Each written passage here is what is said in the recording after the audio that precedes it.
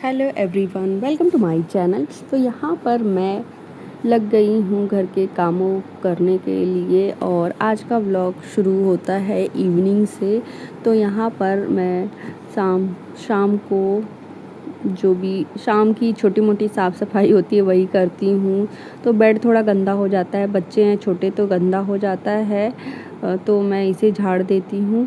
कभी कभी ज़्यादा ही गंदा हो जाता है, इसलिए बेडशीट पूरी हटा के अच्छे से झाड़ देती हूँ और फिर मैं इसको अच्छे से बिछाऊँगी, क्योंकि बच्चों ने ज़्यादा ही मतलब फैला दिया था और खेलते हैं कूदते हैं तो गंदा हो ही जाता है। बच्चों के लिए ज़्यादा एफ़र्ट डालने ही पड़ते हैं और साथ में घर को साफ़ सुथरा रखना भी बहुत ज़रूरी है।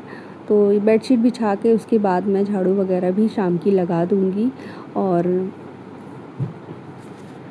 इवनिंग टाइम का रूटीन आपसे शेयर करूँगी। तो ये सब करने के बाद मुझे चाय बनाना होता है, बच्चों को कुछ खिलाना होता है और खाना बनाना होता है, पूरा काम करना होता है, घर समेटना होता है और ये सब तो रोज़ का काम है। बेडशीट ठीक करो, झाड़ू लगाओ और ये चटाई वगैरह उठा देती हूँ, क्योंकि बच्चे खेलते हैं दिन भर, तो मैं चटाई वगैरह भी बिछा देती हूँ ताकि आराम से बैठ के इसी पे खेलें। आज मैं आपको कुछ स्मार्ट तरीके बताना चाहती हूँ। घर चलाने के टाइम देना पड़ता है और बच्चे घर बाहर सब देखना पड़ता है, कुछ स्मार्ट तरीके उसके लिए बताती हूँ। तो यहाँ पर फर्स्टली मैं आपको बता देती हूँ कि अगर आप प्लानिंग से चलेंगे तो काम अच्छे तरीके से होते हैं, टाइम टू टाइम होते हैं। तो इसलिए प्लानिंग ज़रूर करें। जैसे कि कोई भी आपको काम हो तो आप उसकी प्लानिंग कर लीजिए। कल का कोई शेड्यूल हो तो उसे रात को ही प्लान कर लीजिए। 10 से 15 मिनट दीजिए रात में और आपकी प्लानिंग हो जाएगी। जैसे कि मॉर्निंग टाइम में आपको नाश्ता बनाना है तो आप सोच के रखिए कि मुझे क्या बनाना है।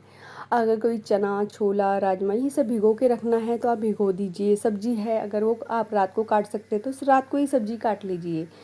जैसे कि मैं खुद करती हूँ, मैं कोई भी सब्जी होती है जो रात को काट करके रख सकते हैं तो मैं काट के रख लेती हूँ। तो इससे हमारा काम इजी हो जाता है और बहुत जल्दी भी हो जाता है, इसलिए प्लानिंग करना बहुत ही ज़रूरी है। तो एक रात पहले ही अगली सुबह की प्लानिंग करके ज़रूर सोए। तो फर्स्टली मैं आपको बता देती हूँ, प्लानिंग ज़रूर करिए। सेकंड थिंग, सब काम एक साथ करने की कोशिश ना करें। तो क्योंकि सारे काम एक साथ आप करने की कोशिश करेंगे तो काम बिगड़ जाते हैं। तो इसलिए वन बाय वन काम को करिए और अच्छे तरीके से होगा और टाइम भी मिलेगा। अगर आप सारे कामों को एक साथ करने की कोशिश करेंगे तो आप पज़ल हो जाएंगे, आपके सर पे लगेगा काम का पहाड़ है। इसलिए आप उस काम को अच्छे तरीके से एक एक करके ही करिए तो बेहतर तरीके से वो काम भी होगा और आपका टाइम भी बचेगा। ऐसे आप 2-4 काम एक साथ करने की सोचेंगे तो कभी कभी कुछ गड़बड़ हो जाती है, बट कुछ काम एक साथ कर सकते हैं। जैसे कि मैं यहाँ पर देख सकते हैं, एक तरफ चाय उबल रही है तो वो उबल रही है, मुझे उसमें कुछ नहीं करना। बट ये जो कढ़ाई में मैं आलू फ्राई कर रही हूँ इसके लिए मुझे दोनों हाथ तैयार चाहिए, मतलब चलाना है इसको बार बार। तो ऐसे काम आप कर सकते हैं किचन के या कुछ और काम, तो इनमें टाइम दे सकते हैं, ये सब काम हो सकते हैं। तो ऐसे काम करिए जो आप कर सकते हैं, अदरवाइज़ एक साथ बहुत सारे काम ना करें। एक गृहिणी अपने घर को साफ़ करने के लिए बहुत जद्दोजहद, बहुत मेहनत करती है। इसलिए जो भी तीसरा पॉइंट आपसे शेयर कर रही हूँ जो है कि सफाई को हिस्से में बाँटो, क्योंकि पूरे घर की सफाई आप एक दिन में नहीं कर सकते। इसलिए सफाई का जो काम है उसको हिस्सों में बाँट ले कि हाँ, आज मुझे बेडरूम क्लीन करना है, आज मुझे अलमारी ठीक करनी है, आज मुझे किचन साफ़ करना है, आज मुझे बाथरूम साफ़ करना है। तो अगर आप ऐसे हिस्सों में काम को बाँट लेंगे तो आपका काम भी तो होगा टाइम पर और आपका घर भी साफ़ सुथरा रहेगा। और चौथा पॉइंट मैं आपको बता देती हूँ, स्मार्ट कुकिंग हैक्स। तो यहाँ पर बहुत सारी चीज़ें होती हैं जो आप प्लान करके रख सकते हैं कुकिंग से रिलेटेड। जैसे कि मैंने बताया, सब्ज़ी आप काट सकते हैं या कोई स्टोर वाली चीज़ें होती है वो स्टोर करके रख सकते हैं। अपना अदरक लहसुन का पेस्ट होता है उसको पीस के रख सकते हैं, जल्दी ही काम हो जाता है। और बहुत सारे आप रोज़मर्रा के जो भी काम करते हैं वो आप खुद ही रिलेट करते हैं, तो आप उसको स्मार्ट कुकिंग हैक्स के तौर पर यूज़ कर सकते हैं। और पांचवा पॉइंट है तो 5वें पॉइंट में मैं आपको बताती हूँ लॉन्ड्री हैक, कपड़ों की धुलाई और सफाई। तो कपड़ों को लेके मैं बताना चाहती हूँ, अगर आपके पास वॉशिंग मशीन है तो जैसी बात है, आप अपने अकॉर्डिंग कभी भी यूज़ कर सकते हैं उसको। और 1 बाय 1 कभी कपड़े धो लिए, कभी ब्लैंकेट्स वगैरह धो लिए, कंबल धो लिए। अगर आपके पास वॉशिंग मशीन नहीं है, जैसे कि मेरे पास वॉशिंग मशीन नहीं है, जिनके पास भी वॉशिंग मशीन नहीं है तो एक साथ सारे कपड़े धोने की ज़रूरत नहीं है। और कभी भी अब आपको लगे कि हाँ बहुत सारे कपड़े हो गए हैं तो उन्हें हिस्सों में बांट दें कि आज हम कपड़े धोएंगे, कल हम तौलिया धोएंगे, परसों हम चादर वगैरह धोएंगे। तो ऐसे हिस्सों में बँट जाता है तो आप इजीली धो सकते हो और आपका टाइम भी बच जाता है। और जब भी और आपके जो भी गंदे कपड़े हैं वो एक बास्केट बना लीजिए, उसमें रखने की आदत डालिए अपनी और घर वालों की। इससे आपको पता चलेगा कि हाँ इतने कपड़े मुझे धोने हैं, तो उससे अपना रूटीन आप अपना रूटीन शेड्यूल तय कर सकते हैं कि हाँ इतने कपड़े इतने टाइम में धुल जाएंगे, मेरे पास इतना टाइम बचा है तो मैं इतने कपड़े धो सकती हूँ। तो एक बास्केट बनाइए जिसमें गंदे कपड़े रखे होते हैं, तो उसके अकॉर्डिंग आप टाइम के अकॉर्डिंग अपने कपड़े वॉश कर सकते हैं। और कपड़े जब भी सूख जाए तो उन्हें तुरंत के तुरंत फ़ोल्ड करके रखिए, कोशिश करिए कि रख दीजिए, नहीं तो डे बाय डे कपड़ों का ढेर लग जाता है फ़ोल्ड करने के लिए। कभी कभी मेरे साथ भी ऐसा होता है, काम के चक्कर में मैं कपड़े साइड में रख देती हूँ और मतलब 2 दिन 3 दिन के कपड़े हो जाते हैं, तो इस चक्कर में कपड़ों का ढेर लग जाता है। और कपड़ों को डेली वॉश करिए, डेली फ़ोल्ड करिए और डेली अलमारी अच्छे से जमा दीजिए। तो ये आपका नीट एंड क्लीन अलमारी भी रहेगा और कपड़े भी साफ़ सुथरे आपको जगह पे मिलेंगे। तो ये आप रूल फॉलो करेंगे, रोज़ कपड़े वॉश करिए, रोज़ कपड़े फ़ोल्ड करिए, रोज़ कपड़ों को अलमारी में रखिए, तो आपको बिल्कुल सेटिस्फेक्शन मिलेगी, हाँ मेरा ये काम एकदम अच्छे से परफेक्ट टाइम पे हो जाता है।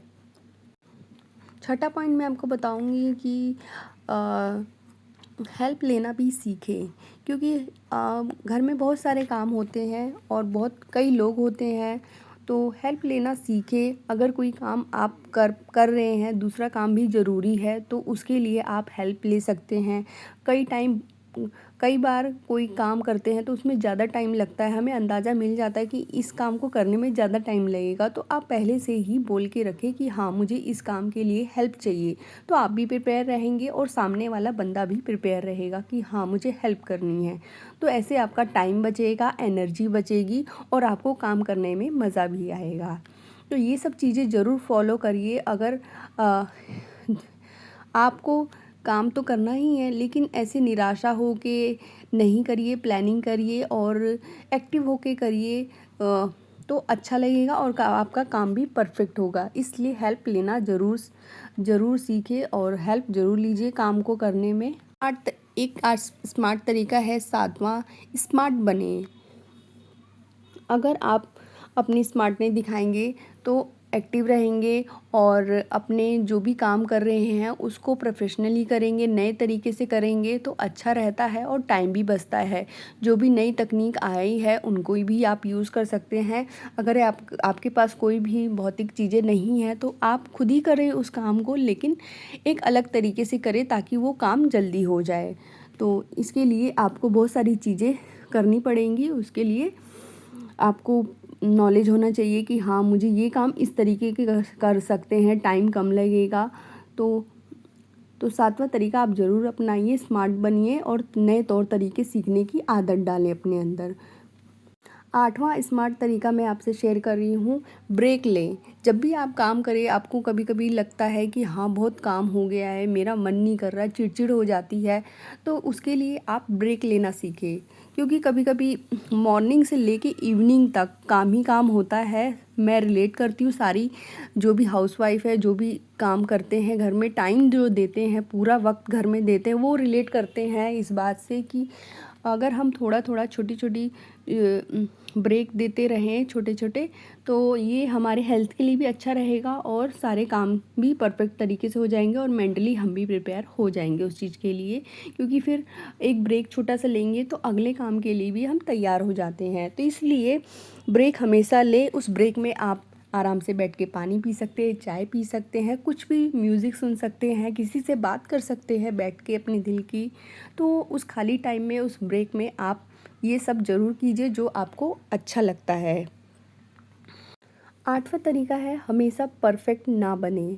जी हाँ, आप हमेशा अवेलेबल रहेंगे तो लोग सोचेंगे इसके पास तो टाइम ही टाइम है, इसलिए हमेशा परफेक्ट हमेशा अवेलेबल ना रहे, क्योंकि अगर आप हमेशा अपनी परफेक्ट तरीके से तौर तरीके से दिखाएंगे किसी को तो वो सामने वाले को भी आदत हो जाती है कि ये काम ऐसे होना चाहिए। अगर आप किसी टाइम वो काम परफेक्ट तरीके से ना कर पाए तो सामने वाला मतलब बुरा मान सकता है कि ये काम किस तरीके से किया है। इसलिए हमेशा परफेक्ट बनने की ज़रूरत नहीं है। अगर आप कोई काम को कम टाइम भी देते हैं तब भी वो काम हो जाता है। अदरवाइज़ आप ज़्यादा टाइम देंगे तो आगे के लिए आपको दिक्कत हो जाएगी। इसलिए हमेशा परफेक्ट बनने की ज़रूरत नहीं है। हर काम में हमें परफेक्ट बनने की कोई ज़रूरत नहीं है, क्योंकि बहुत ज़्यादा टाइम भी लग जाता है, एनर्जी लगती है और बहुत ज़्यादा दिमाग भी ख़राब होता है कई काम में। तो इसलिए हमेशा परफेक्ट बनने की कोई ज़रूरत नहीं है। लास्ट तरीका मैं आपको बता रही हूँ कि आप स्मार्ट बनिए और अपना ध्यान रखिए, चीज़ों को मैनेज करना सीखिए, जो भी नई चीज़ें हैं उसको अपने अंदर लाना सीखिए, ताकि जो भी दिनचर्या है आपकी रूटीन है उसको अच्छे से कर सके। तो मैंने भी अपना रूटीन आपसे ज़रूर पूरा रूटीन इवनिंग रूटीन पूरा शेयर किया और कुछ स्मार्ट तरीके भी आपको बताए। आई होप आपको अच्छा लगा होगा। अगर अच्छा लगा तो प्लीज़ चैनल को सब्सक्राइब करके ज़रूर जाइएगा, क्योंकि नया चैनल है और अभी वीडियोस डालना चालू किया है। तो प्लीज़ सब्सक्राइब, शेयर और लाइक ज़रूर कर दीजिए। तो यहाँ पर मैं अपने बच्चों के साथ खेल भी रही हूँ और सब काम कर रही हूँ, और वीडियो को आपने लाइक ज़रूर कर दिया होगा, शेयर कीजिएगा और वीडियो को फुल वॉच करिएगा तो आपको सारे पॉइंट्स अच्छे से पता चलेंगे, और इस वीडियो को स्किप मत कीजिएगा। और मिलती हूँ आपको नेक्स्ट वीडियो एक बहुत ही अच्छी वीडियो के साथ। Till then bye bye.